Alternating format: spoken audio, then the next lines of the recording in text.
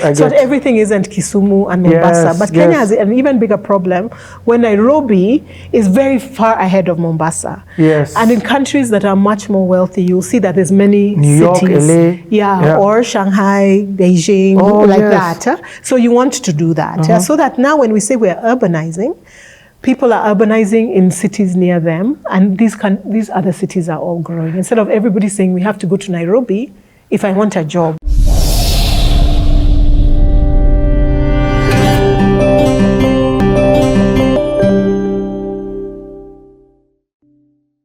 CGA with Dr. Laila, video 7.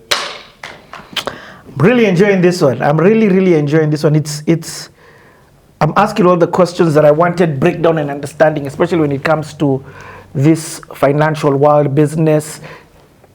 But before we go to 2007, because that's where the story is right now, you know, there's a guy you mentioned in episode 4 that we've not heard about him again, that your brother introduced you to. And I know, of course, Kenya, and you come back. So is marriage in the picture? Are you married at this time? Do you have kids? Like, explain to me 2007 in context to that. Yes, by the time we get to 2007, I'm now a married woman.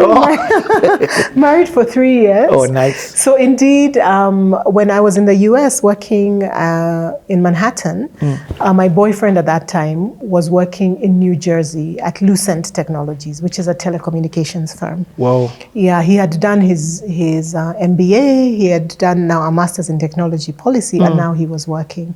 So at that time now we were officially dating. Okay. And so we had been together all of this time. And then by 2003, when I came back home, we decided to get married at the end of 2003, so that in January of 2004, we got married.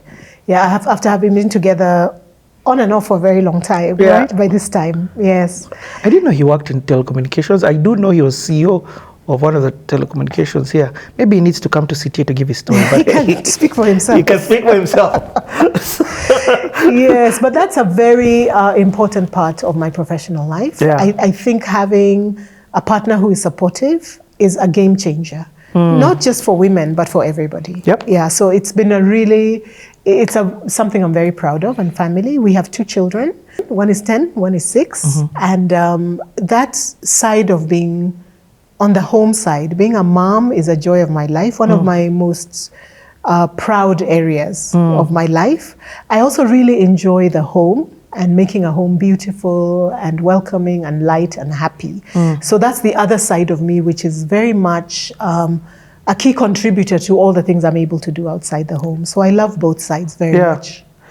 You're driven, you're a go-getter. You're a no-nonsense, I'm achieve focused. I love it.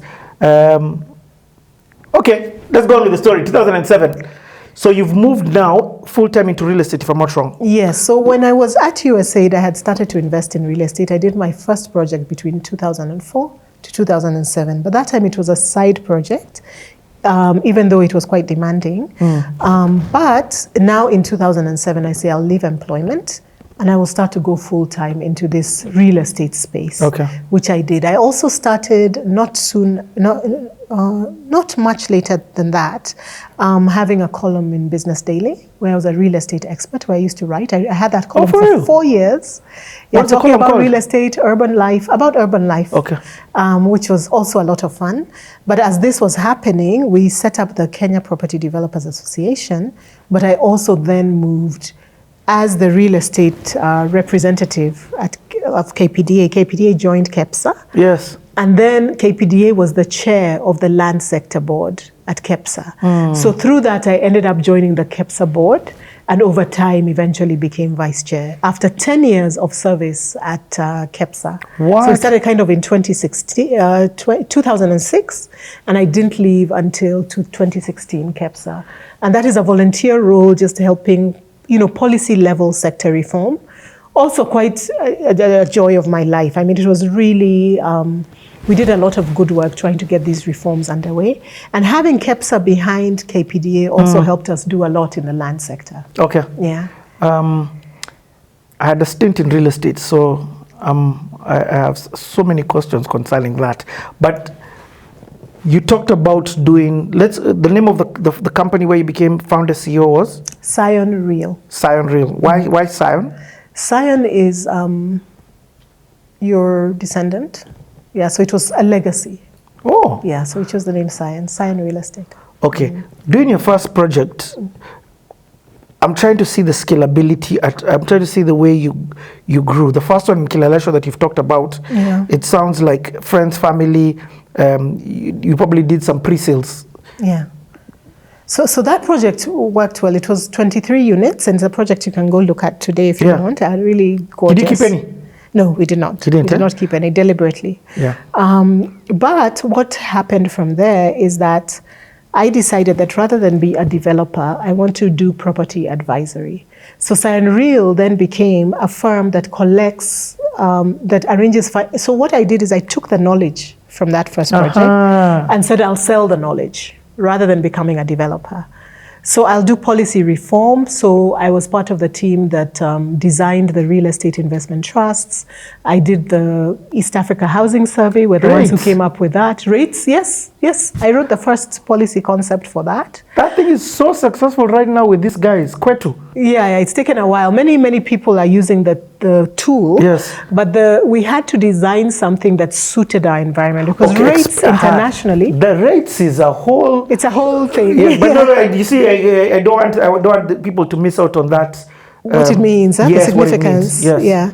So the way it used to be is in the US and in Western countries, or let's say more advanced markets, the real estate investment trusts are used where you have a building that's already giving off income. Then you're able to put that building into a REIT and people are able to get those returns as impact, as income. Now, what happened is that our argument is that that's fine in markets that are more mature. But in our market, we want to design a REIT that gives people money to build. So the same way that I had to go and get my family to put money together, some people are looking for pre-sales, others are looking for loans, and then your equity is another bit, then there's the land. Can we have a vehicle where the ones of regular people who want to invest in development can buy a share of a REIT and REITs now start investing? Because what we need is a vehicle or an instrument that allows us to incentivize developer. So raise capital from the point of the developer's point of view, but also from a policy point of view, put capital into building. Because even though we keep saying, oh, it's dense, everybody's building, we really haven't started from where we'll be 20 or 50 years from now. Basically, we're at ground zero. Oh, no. We're very far. We're very, very far because we're not yet rich. When people have income, that's when the building really starts. So we're very far. So we wanted to create... And this will happen outside the whole of Nairobi, across the whole of Kenya. Do you see? Including this Nairobi, we will densify even more, as you can see. But we really do want policy that removes the pressure of Nairobi. Part of the problem we have in this country and in some other countries is that the primary city has too much pressure because all the economic opportunities there. So there's a secondary city strategy that exists in our plans, including Vision 2030 and some of the urban strategies we have. Is that where like Konza City comes in? Konza is different because it's super new. But we're really talking about Murang'a, Kikuyu, or in Western, if you think of what are the cities that are second to the largest, right? So everything isn't Kisumu and Mombasa. But Kenya has an even bigger problem when Nairobi is very far ahead of Mombasa. And in countries that are much more wealthy, you'll see that there's many New York, cities. LA. Or Shanghai, Beijing, that. So you want to do that, so that now when we say we're urbanizing, people are urbanizing in cities near them, and these other cities are all growing. Instead of everybody saying we have to go to Nairobi if I want a job. But doesn't government come in there, like moving our headquarters? I know it's a radical thing, but I think somebody in Tanzania did that. Dodoma and even Abuja. The thing with that, actually we were having this conversation just the other day, it doesn't do that much. To move people. No, it doesn't. We could do it and government will move there, but people assume all the economic activity follows government. But it will be a nice place where government is, but people will still be in Nairobi. So what you want to do is to use industry and strategically put it in different places. So you know these inter-county development plans or investment plans, those ones would be more effective for that. But that's another big topic. But the idea is to remove the pressure from Nairobi, but urbanization will continue. We're just at the beginning. it's going to get much more That's so encouraging, because I know a lot of my peers and friends who've relocated to either Nyanyuki or Diani.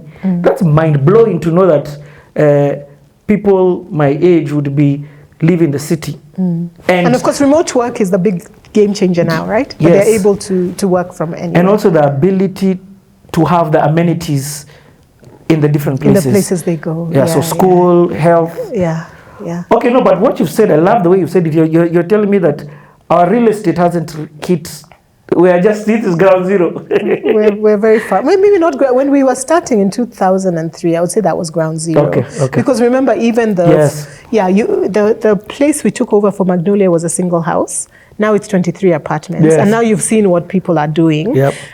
So I would say that was ground zero. Okay. But we still have a long way to go. And I'm not necessarily saying that densifying and 40 floors is the only way. I'm just saying the number of housing units and malls and schools, there's a long way to go. And it comes with population growth and wealth. The Lavington that you were talking about in the beginning is not the one it's there. It's changed commercial a lot. almost. Yeah. Yes, less residential. Okay, so you are now, first of all, you are at the pioneering, you are at the knowledge transfer stage of so many of these things because of your exposure of the states. So what you're bringing to Kenya, you're the first. That's deliberate, and we did say that it's market development. So we said when you're in an economy like this, business development is when you're selling for your own business and trying to get more clients. Market development is when you say, wow, we also have to build the infrastructure because this market in this particular sector is not yet sophisticated. It's not yet working for business. So let's make investments in the ecosystem and let's do it together as business owners so that it becomes easier for all of us and then the rising tide can lift all boats.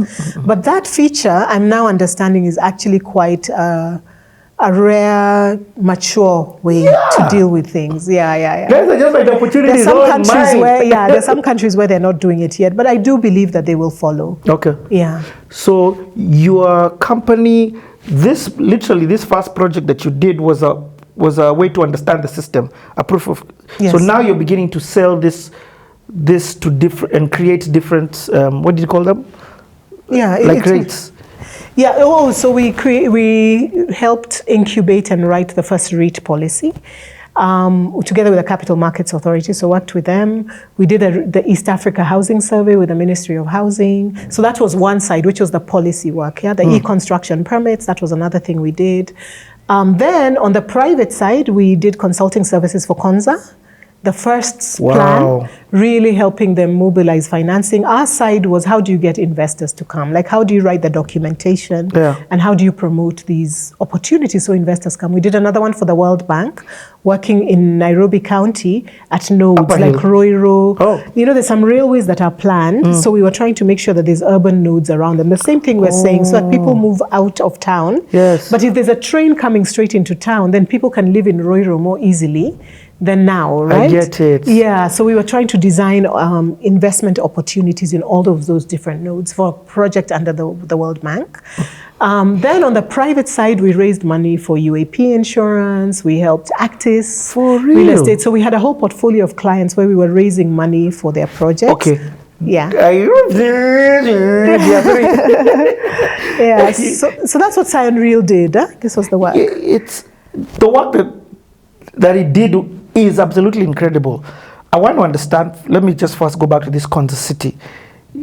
It's sort of come back to life. There was a time I was there, then there was a time that it sort of looked like it wasn't about to happen. What are your honest thoughts about Konza City right now, in 2025 as we do this video? Well, I don't know about Konza City right now, but I know the concept is promising, right?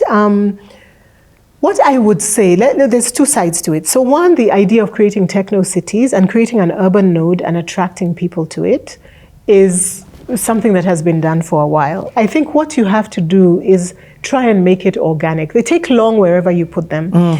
Later we'll get to the work I've done with Centum, where we've created 2 rivers. There's Pearl Marina and there's Vipingo, all under Centum Real Estate. So that's the same thing, where you take a large plot of land and then you create a master planned community that has all the amenities and it becomes an urban node, like a mini city. But there's ways in which those work better if they're in a place which is more central. So when you do it when it's far out, it has different dynamics to them. So all I'm saying is that it's a good idea, but people usually have very elevated ideas of how long it'll take to do some of these things. That one also has a different dynamic where it's government driven. So that also has a role to play, because sometimes when it's a priority for government, it moves more quickly. Then when it's not a priority, it goes more slowly. But usually if you have a private sector person pushing it, it usually can move at a momentum that is sustained. However, they always have challenges. You really are trying to get people to opt for your urban node and move there. Two Rivers has been very successful. We're right on track. Is it location? The location has really helped. I went the location has really helped. With a GoPro the day when it was being constructed. So I've seen Two Rivers as a shell. And being what it is now. This is what will be here. This, I'm like, how? Really? Yes, yes. So I think it's a combination that the location is excellent. We have a catchment area that includes not just all of Nairobi, but also that UN group. And then the other bit is making sure that the asset itself, the experience of people who live and work there is superior, which we invested in from the very beginning. From a security point of view to having our own water sources, a very green power emphasis, all of those things feed into whether it's a place where people want to live, work, and play. And I think we're really getting there. Okay, we'll come to the center story a bit later. But there's now this third bit of your company where you then started, I don't even want to call it fundraising, but helping build, like you said, UAP. Yes, yes. So was that's a new segment that you've not really talked about, because does that mean tapping from investors abroad? Yes, so with them we did feasibility studies. So it would be, before you start mobilizing money for a project, you need somebody to come and make sure that that project will work, right? Is there the market for it? How much do you expect to get from rent when it's done? All of that. So all of those studies we would do for these firms. Wow. So by the time they're doing a project somewhere, we have given them a study that's independent, that's telling them, yes, this is the right place to build. So we've done that for many well-known buildings now, including even Roslyn Riviera, for example. We did the initial feasibility study for that, all under Cyan Real. So some of these projects, we helped the decision-making of the developer. It was a service that now it's more common, but at that time, people used to make decisions in a less data-driven way. So there was a lot of kind of intuition, informality in the way people approach these decisions, but it's become much better now. Now feasibility studies are just par for the course. Did you do the feasibility study for Two Rivers? No, because that time I'm the... it's a conflict of interest. Exactly. By that time, we eventually shut down Cyan Real after a while. Can I ask why? I'm trying to think what it was Other at the players in the time, market? but it's really, I think partially the volume of the work. You know when I'm saying that these ideas were picking up at the time, we were ahead of the market in many ways. So it was a very impactful firm. I'm very proud of it, but I wouldn't say it was a very big profit maker or anything like that. But it had really good impact, where I feel like we left the real estate market at a place where it's really never gone back. So there's something, shutting down a business. Sometimes when we start businesses, we have a lifelong mentality. But did that bring into play that sometimes a business is for a season, and that this sort of accomplished that for you? Was there pain in shutting it down?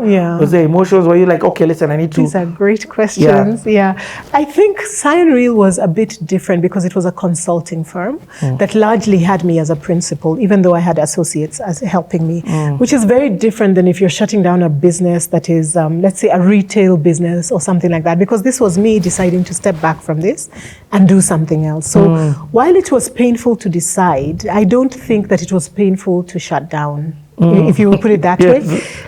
And then once I did that, it's because I was transitioning and new opportunities had emerged that I wanted to go after. So it was a pull factor more than a push, if you want to put it that way. Yeah, I get it. Yeah, but it was a really, really great business, and it did a lot for the ecosystem, but also for me personally. Okay. I learned a lot. Because of that, I ended up now in private equity, because on one hand, I ended up getting the expertise that allowed me, when I went to Centum, to join Centum for the Two River, because I started on the real estate side of the Centum business. Okay. And the reason Centum why... Re. Yeah, by that time it wasn't called Centum Re, but it was Centum trying to do real estate. And what's the first project that you did? With Centum. Yeah. No. It was still Two Rivers. At that time, Centum had decided we want to do Two Rivers, and so they asked me to come in to work with them on the board to help us actualize this. And the reason why that happened is because I had built a track record in real estate. Wow. And so you see what I mean, that there's nothing that is for waste, nor is it something that I regret at all. I'm very, very proud of what we accomplished, including things like REITs and all of that. These are the same things that Centum is now using to raise money, right? So it's a legacy that I'm very proud of, and I feel was very timely. Let's put it that way. Yeah. So that's one way that it went. Did post-election violence affect you in any way? Oh yes, it did, and I have a story there for entrepreneurs. We'll be back with a story.